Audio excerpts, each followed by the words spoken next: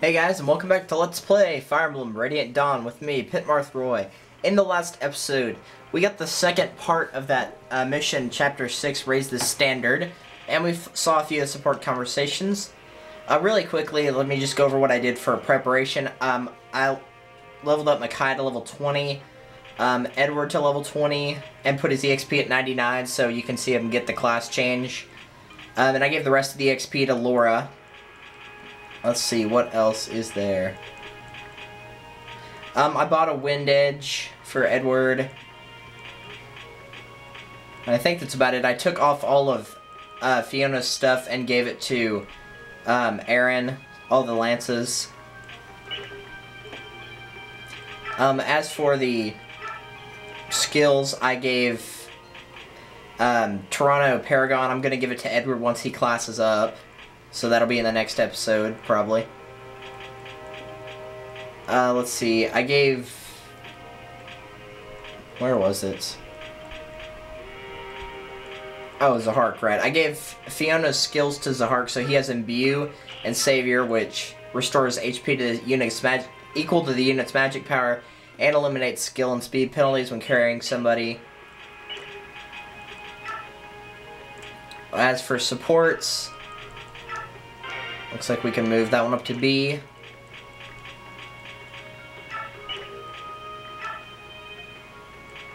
Let's change this one because we're not going to be using Leonardo anymore. Not going to use Makai. So...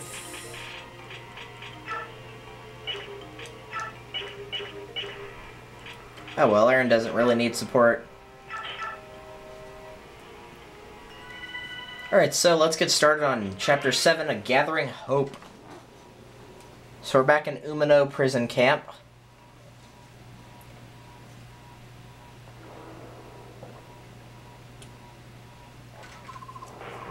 And we have our boss, de jure. He looks like he's kind of... I don't know, what's the word for it? Like a robot, kind of? Whatever.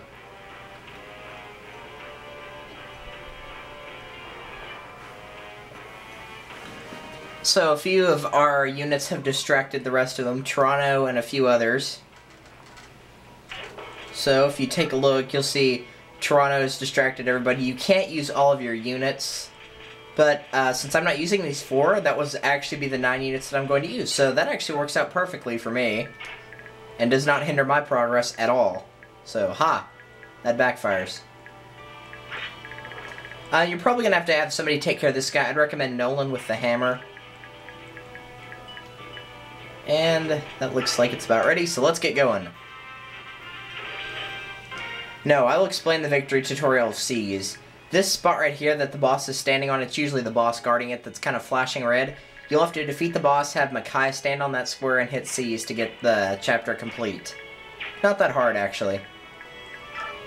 You might think it is, but it's not.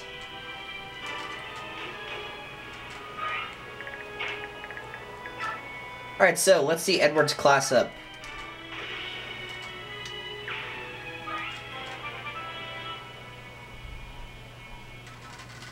Now, as I mentioned before, whenever somebody gets to level 20 and then they level up again, they're going to get a class change. Some of the units have a specific class change, like Makai can't class change. But Edward is not one of those people. He can class up whenever he wants.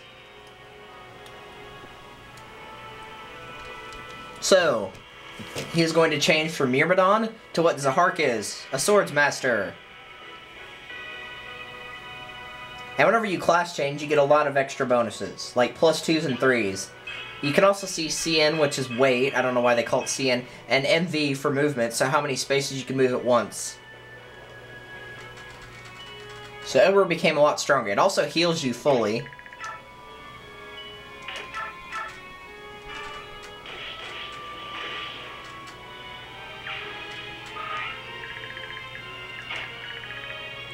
I'm pretty sure they can take up those 2. How far can this guy move in the first turn? Right there? Alright then, we'll just equip the hammer and wait for him.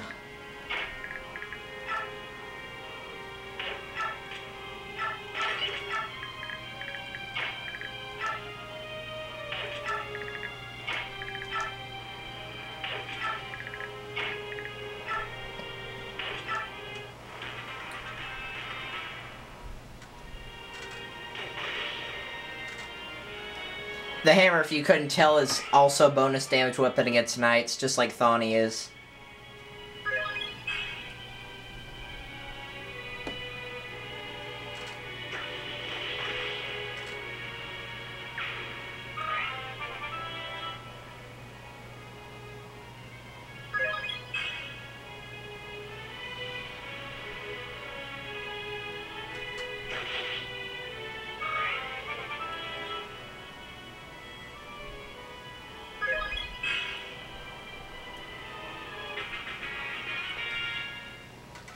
Other phase? What could they be talking about?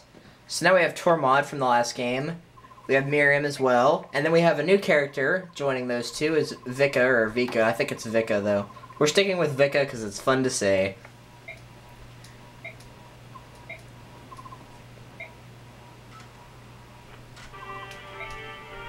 And they remember Soth because, keep in mind, Tormod and Soth were both midgets back then. Tormod is still a midget. He has not grown at all, literally. Like, he's grown strength-wise, but height-wise, he is not. So, Muarium is a Laguz unit that can transform into a tiger, and Vika can transform into a raven. Tormod is a fire mage.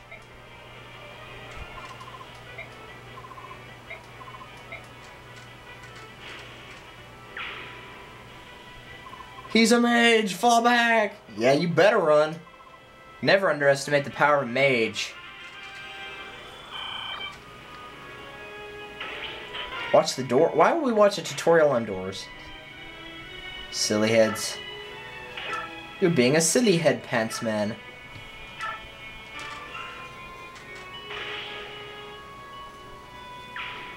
Alright, now for recruiting these people, because you will have to technically recruit them, they'll actually run up to Soth and talk to him, so don't worry about that.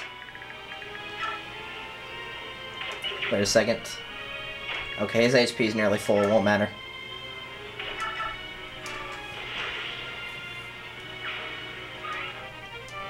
So, they talk about doors. There's a door here, here, here, and here. You need to free the prisoners that are inside of here. You can do that through two different ways. You can either get the door keys, or actually three ways. You can get the door keys from certain enemy units and then just unlock the door. You can break the door open with your weapons, or you can use the thief to open the door, so you can use Soth.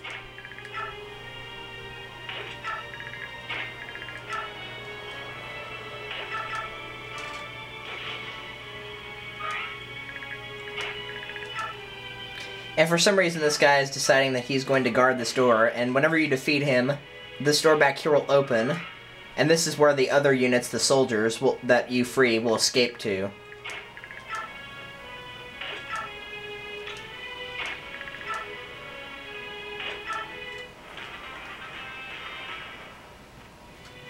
As for the other units, Tormod, Muarium, and Vika, don't worry about them, they're not going to get killed. It wasn't like in Path of Radiance when you had to go saving a lot of the other units like Astrid. And yes, unfortunately, she's in this game as well. Watch! That horrible watch. Yes, it goes off every night at midnight, and I don't know how to turn it off. And it is very annoying. Okay, it finally stopped. Thank goodness.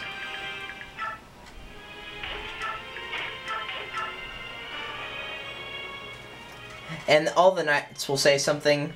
They always say the same thing, no matter who saves them. You have no idea how scared I've been. We knew the Many Miracles would free us. Yeah.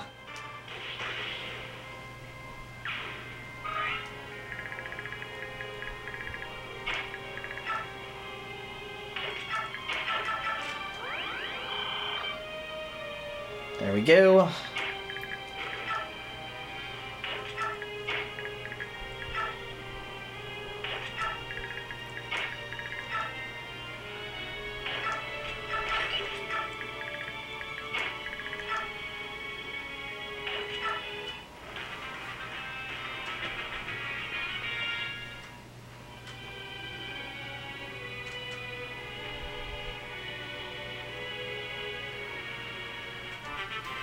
It's a good thing the enemy took their turn first. That guy would have died because the guy with the steel bow could have killed him.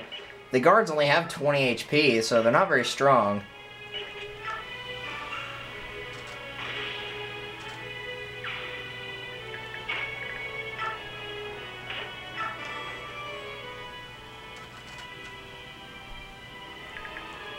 I'm just gonna skip the little things with the guards, because it's always like, thank you, you saved us. It's always the same thing.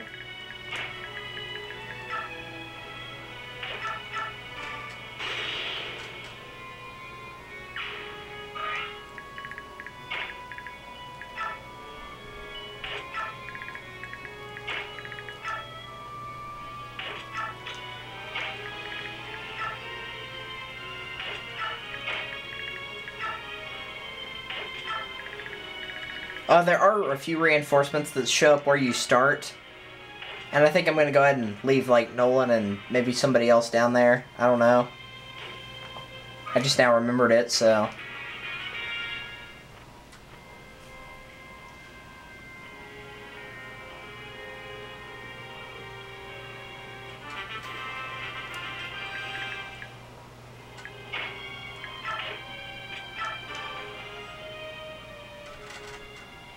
Like, see, even though that was a Laguz unit, he won't have a different conversation.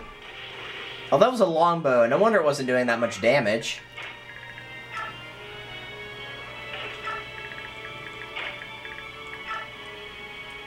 Note that since this mage has a different kind of coloring thing, he's a different type of mage. Like, this one's fire, this one's wind. They have, like, different outfits just depending on what type of mage they are, whether it's fire, thunder, or wind.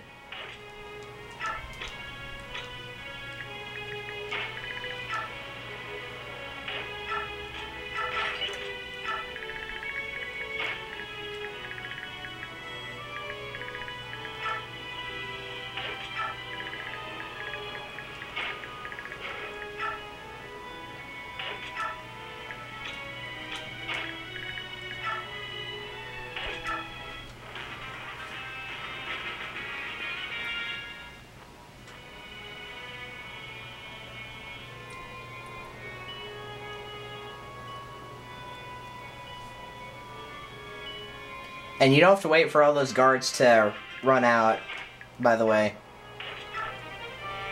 I did not realize it, but apparently there's a master seal if you stand right there. I was not aware of that.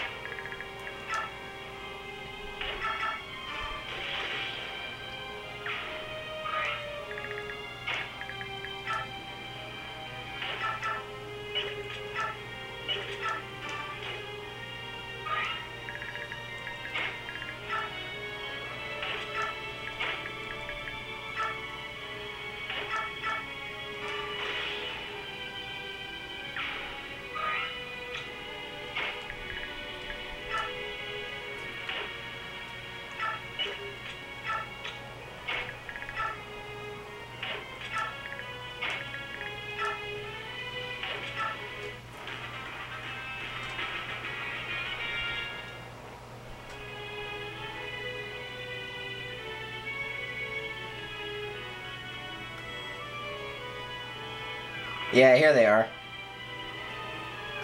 Oh, I didn't realize there was two over there, but oh well. I guess you could send people down here if you wanted to, which I will probably do.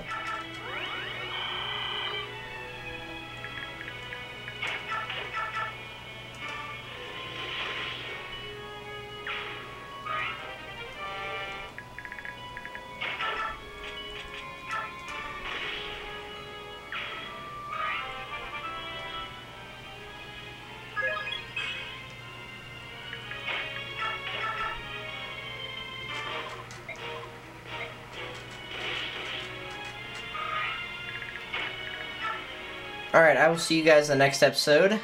Later.